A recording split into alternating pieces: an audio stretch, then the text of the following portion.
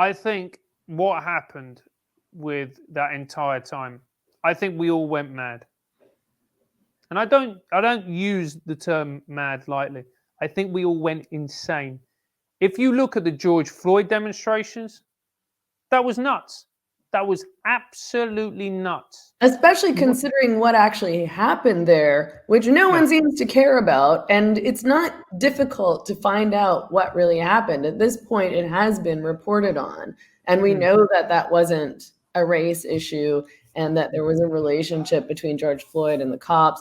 And people are still using that as though it's an example of this epidemic of racist police violence in the US, and then using that as an excuse to make arguments like defund the police, abolish the police, and to call America a white supremacist nation, and to defend things like rioting and violence and the destruction of businesses in various cities across the states.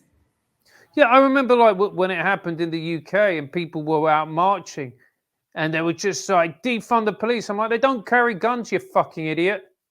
Yeah.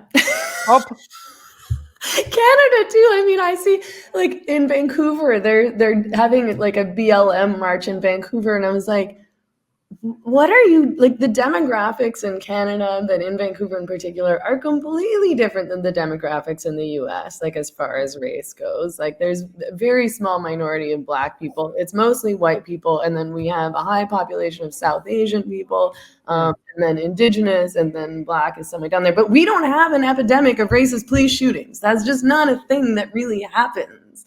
Like maybe there's a one-off here and there, but like it's not, there's no gun culture in Canada like there is in the US. People don't carry guns around.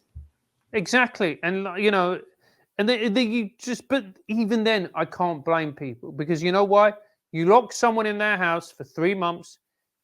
We're tribal animals. You deprive them of their friends, their family.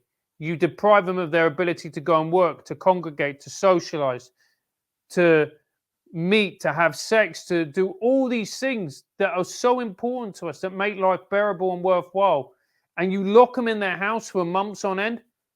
And you basically, and then the only way they get to connect is by mainlining social media into their eyeballs, which we know is basically human cancer at this point. What did you expect to happen? Of course they went fucking mental. Of course they went absolutely nuts. And it wasn't about George Floyd, right? It wasn't about what happened, awful that it was, and he didn't deserve that to happen to him. I'm not saying that at all. But the reason people got so angry about it is because it was a powder keg. If it wasn't going to be George Floyd, it was going to be something else. There was a conservative advisor called Dominic Cummings, and he basically lied and he broke lockdown rules and he drove with his family to go on holiday to Barnard Castle. There was a mob outside his house and they looked like they were about to lynch him. And this happened 1 week before George Floyd.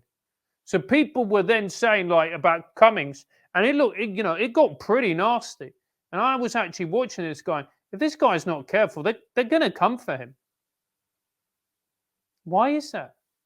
Because you drove people insane. People lost their livelihoods. They lost their jobs. You know,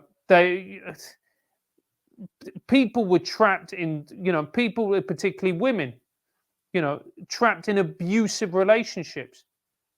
They had nowhere to escape to. They had nowhere to go. And you just lock them down for months on end. Of course they're going to go fucking nuts. What human being won't? Yeah. And I remember reading about like it was really dangerous for kids who were living in abusive households or households where they were being sexually abused or molested, because in the past, school was somewhere where you could go to escape and then have access to an adult figure that maybe, hopefully, would figure out what's going on, or maybe hopefully the kid would say something, and then they're trapped at home and they have no other resources or access, to support at all. Same thing with, domestic abuse, domestic violence. The stats went up like quite a bit during the pandemic because of that, being kept in the home. Of course. And, we had somebody on we interviewed them today, somebody on to talk, Matt and Saab Cousins, to talk about gambling and the gambling industry. And he was quoting these horrifying statistics. Problem gambling spiked over the pandemic because, you've just had access to a computer and to be online for 24 hours a day. If you've got the propensity to be a problem gambler, you're already anxious, you're already cut off, which for an addict is the worst thing to be. What are you going to do? You're going to go and gamble. We just went nuts. You know how nuts we went? I think someone said, like, I think it was Pornhub who said, like, in honor of George Floyd, they're only going to show black porn. You're like, what the fuck is going on with the world? That's awful. Yeah. Just And this is nuts. And I think, I mean, I actually don't know, but I'm sure people did start using a lot more porn during the pandemic. Like, They did. Did they? Yeah. Are there stats that show that? Yeah, there are.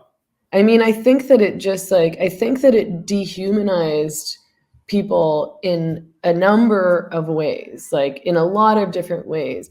And I think that it forced people to be dependent on like online sex and dating. Like, I mean, it forced people to kind of put their relationships online. But I think whereas before, I mean, a lot of people were using dating apps, for example, before and accessing porn online before.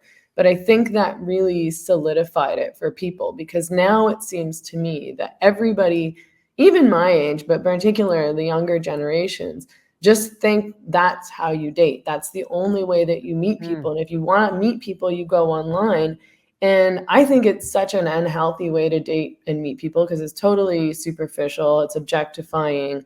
I think it's bad for your brain. I think, again, the fact that these apps really just exist to collect data on people, and they actually don't want people to find healthy, loving relationships because they want to keep people on the apps. And so they operate like, a slot machine does, which is swipe, swipe, swipe, ding, ding, ding, ding, ding. And it's rewiring your brain.